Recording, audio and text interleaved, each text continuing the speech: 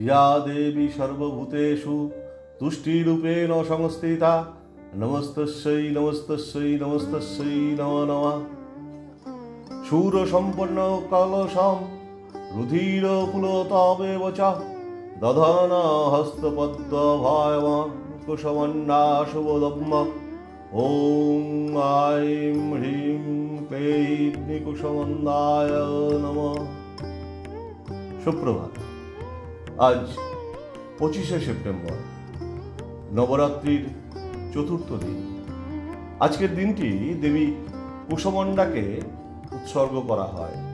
দেবী কুশমণ্ডা রূপে উপাসনা বুদ্ধিমত্তার বিকাশ ঘটায় এবং জীবনে সিদ্ধান্ত গ্রহণের ক্ষমতা বৃদ্ধি করে। কুষ্মাণ্ড শব্দের অর্থ আমরা সকলেই জানি। বিশেষ করে আমরা এটি কোনো দুর্জন ব্যক্তি সম্পর্কে উপমা দিয়ে থাকি। দেবী কুশমণ্ডার পুজোয় কুষ্মাণ্ড বলিদান প্রচলিত, অর্থাৎ দেবী দুর্জনের নাশ করে বিশ্ব সংসারকে ক্লেশ মুক্ত করেন। দেবীর অসীম কৃপায় জগৎবাসী শান্তি লাভ করেন।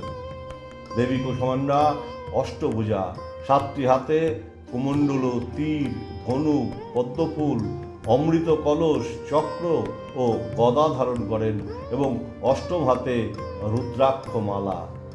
দেবী দুর্গার সকল রূপের মধ্যে মা কুশমণ্ডার রূপ সর্বাধিক চিত্তাকর্ষক। দেবী সূর্যসম প্রজ্জ্বলিতা। প্রবর্তিত জনশ্রুতি অনুযায়ী দেবী কুশমণ্ডা তার হাসির আলোয় অন্ধকার মহাবিশ্বকে উদ্ভাসিত করেছেন।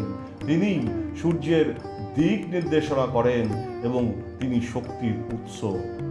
তিনি দেবী মহাকালী, দেবী মহালক্ষ্মী এবং দেবী সরস্বতীকেও সৃষ্টি করেছেন, অর্থাৎ তিনি শক্তি, সহায়তা এবং জ্ঞানের উৎস। তিনি আদি স্বরূপা, তাই তিনি আদি শক্তি নামে সম্বোধিত হন। দেবী কুষ্মাণ্ডা মা দুর্গার সুপ্রকাশক রূপ, তাই তিনি হাসি খুশি দেবী নামেও সুপরিচিত। দেবী তার হাসির মাধ্যমে পৃথিবী থেকে অন্ধকার দূর করে সকলকে জ্ঞানের আলোয় আলোকিত করবেন, এই প্রার্থনা করি। নমস্কার।